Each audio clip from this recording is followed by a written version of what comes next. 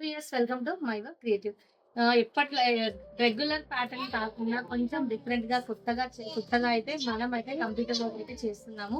అదెలా అంటే ఇప్పుడు చూస్తున్నారు కదండీ! ఇదైతే సేమ్ మగ్గం లాగే కనిపిస్తుంది. దీనిలో వర్క్ వచ్చేసి ఎంత ఎఫెక్టివ్‌గా ఉందో కనిపిస్తుంది కదండీ! లోడింగ్‌లో చేస్తారు మగ్గం వర్క్‌లో చేసేవాళ్ళు. అంటే ఒక చిన్న రోపు ఏదైతే పైపేసి అటు సైడ్, ఇటు సైడ్ మొత్తం పైపింగ్ థ్రెడ్‌తో వర్క్ అయితే చేస్తారు. సో, ఇలాంటి డిజైనే ఈరోజు నేను మీకైతే చూయించాలనుకున్నానండి. చాలా చాలా బావుంటాయి. చాలా ఎఫెక్టివ్‌గా ఉంటాయి. కస్టమర్స్ గూడా చూస్తే అస్సలు చాలా ఇంప్రెస్ అవుతారు. మళ్ళీ మళ్ళీ ఆర్డర్స్ మనకిస్తుంటారు. చూస్తున్నారు గదా! ఇది అయితే మన దగ్గరే డిజైన్ అయిందండి. Computer embroidery work. So, hands వచ్చేసి ఇలా ఈ ప్యాటర్న్‌లో ఉంటుంది. హ్యాండ్స్ వచ్చేసి మనమైతే ఈ విధంగా సాఫ్ట్‌వేర్‌లో మనమే డిజైన్ అయితే చేసాము. కింద ఒక లైన్ మిడిల్‌లో ఒక లైన్ ఇచ్చేసి చిన్న చిన్న బూటీస్ ఇచ్చాము. ఈ మిడిల్‌లో వచ్చేసి ఇలా క్రాస్ లైన్స్ అయితే ఇచ్చేసాము. చాలా టైం పట్టింది. చాలా చిన్న వర్క్ విత్ జర్కన్ గూడా చాలా చాలా స్మాల్ సైజు.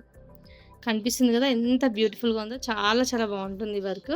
సో, ఇంకా డిజైన్ విషయానికొస్తే మనకైతే ఈ డిజైన్ చేయడానికైతే ఖచ్చితంగా కావాల్సిందండి పైపింగ్ థ్రెడ్ అయితే కావాలి.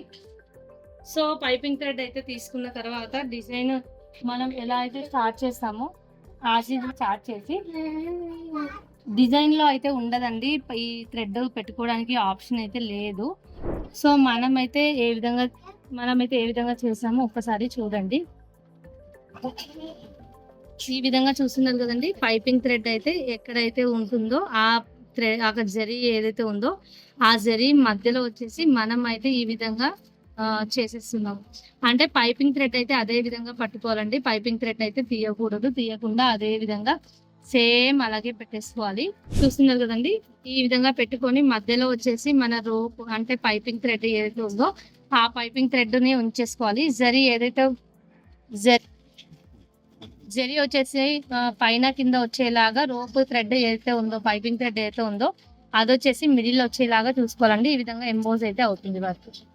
ఇది ఓన్లీ ఒక వన్ టైమ్ అండి. అంటే మనం ఓన్లీ నెక్‌కి ఎక్కడైతే ఒక కలర్ అయితే చేసామో, ఆ కలర్‌కి ఒకటి చేసుకుంటే సరిపోతుంది. నెక్స్ట్ కలర్ వచ్చేసి మనము మళ్ళీ పట్టుకొని నిలబడాల్సిన అవసరం అయితే ఏమి ఉండదు. ఇది అయిపోతుంది కాబట్టి నెక్స్ట్ కలర్ ఆటోమేటిక్‌గా అయితే మనం వర్క్ అయితే చేసుకోవచ్చు.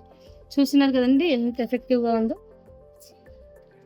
ఇంకా వర్క్ విషయానికొస్తే ఇక్కడ మనం చేసిందైతే ఇదే అండి లైవ్‌లో. చూడండి ఇది ఇంత ఇది ఇంత బాగా ఎంబోస్ అయితే అయ్యింది.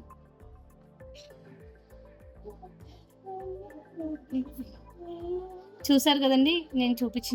చూసారు కదండీ! ఈరోజు నేను చూపించిన బ్యూటిఫుల్ టిప్స్ మీ అందరికీ హెల్ప్ అవుతదని అనుకుంటున్నాను. ఒకవేళ ఎవరైనా ట్రై చేయకపోతే ఒకసారి అయితే ఇంకేమైనా ట్రై చేయండి. ఏదైతే సాటిన్ ఉంటుందో సాటిన్ స్టిచెస్ మధ్యలో మాత్రమే ఈ పైపింగ్ థ్రెడ్ పెడితే మంచిగా రిజల్ట్ అయితే వస్తుంది. చాలా చాలా బావుంటుంది. కస్టమర్స్ కూడా ఇష్టపడతారు. కాకపోతే మనం కేటాయించాల్సింది ఏంటంటే కొంచెం టైం. సో, అలా చేస్తే చాలా చాలా మంచి రిజల్ట్ అయితే వస్తుంది. మీకైతే నచ్చిందని అనుకుంటున్నాను. నచ్చినట్టయితే లైక్ చేయండి, షేర్ చేయండి, సబ్స్క్రైబ్ చేసుకోవడం మర్చిపోవద్దు. Thank you.